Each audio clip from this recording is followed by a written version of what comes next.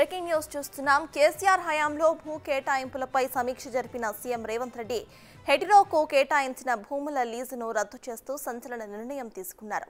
ఆ భూముల్లో చేపట్టిన నిర్మాణాలను తొలగించాలని ఆదేశించారు. మొత్తం ఎన్ని కంపెనీలకు భూములు లీజుకిచ్చారో వివరాలు ఇవ్వాలని అధికారులను ఆదేశించారు సీఎం రేవంత్ రెడ్డి.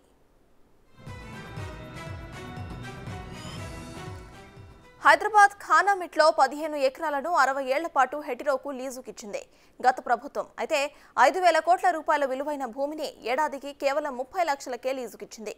ఈ లీజును హైకోర్టు రద్దు చేసినా ఎన్నికలకు ముందు రూల్స్ మార్చేసి హెటిరోకు అప్పనంగా అప్పగించింది కేసీఆర్ సర్కార్.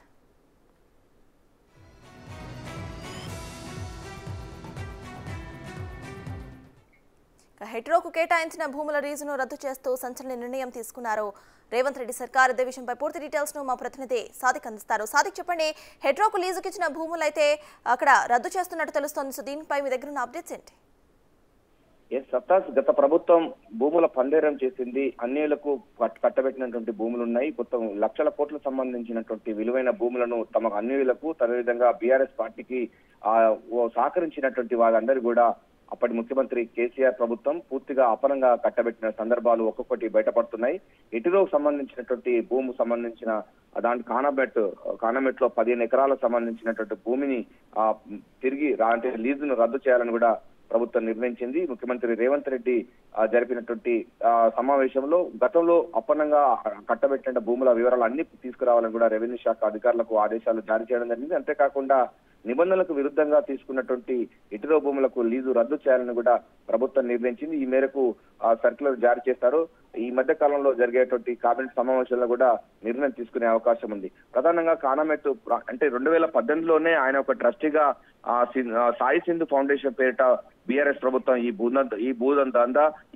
భూ పందేరానికి తెగబడిందని కూడా అనేక ఆరోపణలు వచ్చాయి.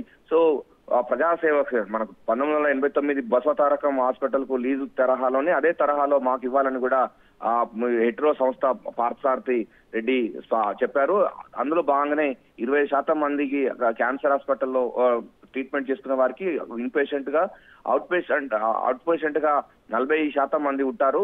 సో మేము స్వచ్ఛంద సేవా సంస్థలాగా పనిచేస్తాం, మాకు ప్రభుత్వం భూమి ఇవ్వాలని కూడా చెప్పారు. దీంతో అప్పటి ప్రభుత్వం కేసీఆర్ ప్రభుత్వం పార్థసారథి రెడ్డికి రాజ్యసభ ఇవ్వడంతో పాటుగా ఈ యొక్క భూమి పందేరాన్ని కూడా తెగబడినటువంటి విషయం మనకు తెలిసిందే. ఈ నేపథ్యంలోనే గతంలో ప్రభుత్వంలో అనేక మందికి భూ పందేరానికి పాల్పడినటువంటి సందర్భాలు ఉన్న నేపథ్యంలో వాటన్నింటి చిట్టా కూడా బయట తీయాలని కూడా రెవెన్యూ శాఖ అధికారులకైతే జారీ చేయడం జరిగింది. కానామెట్టులో ఉన్న సర్వే నంబరు 41/14/2 సంబంధించినటువంటి 15 ఎకరాల స్థలాన్ని CCL chief secretary top priority అప్పుడు ఇచ్చారు. దానికి సంబంధించినటువంటి చాలా విలువైనటువంటి భూమి. ఈ భూమి సంబంధించిన దానిపైన కూడా చాలా మట్టుకు అప్పుడు ఆరోపణలు కూడా వచ్చాయి. అదేవిధంగా ప్రతిపక్షంలో ఉన్నప్పుడు ఇప్పుడు కాంగ్రెస్ పార్టీ కూడా ఈ అంశాన్ని కూడా తీవ్ర స్థాయిలో చేసింది.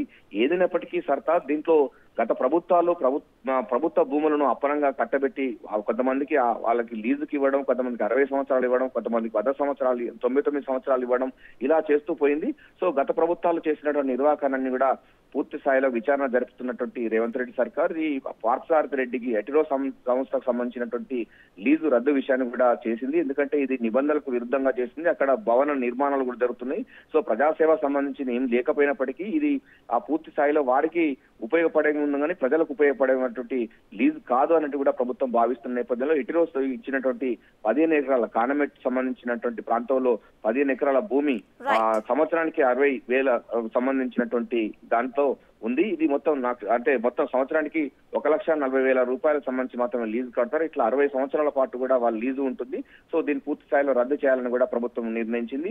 ఈ మధ్య కాలంలో జరిగే కేబినెట్ సమావేశంలో పూర్తి నిర్ణయం తీసుకునే అవకాశం ఉంది. ముఖ్యమంత్రి మాత్రం దీనిపైన చాలా సీరియస్ గా ఉన్నారు. గత ప్రభుత్వంలో భూముల లీజు వ్యవహారాలు అన్నిటిపైన కూడా చిట్టా బయట తీయాలని, అదేవిధంగా అక్రమంగా గత ప్రభుత్వం ఇచ్చినటువంటి భూములను లీజులను రద్దు చేయాలని కూడా ప్రభుత్వం నిర్ణయించింది. Right, thank you Sadiq.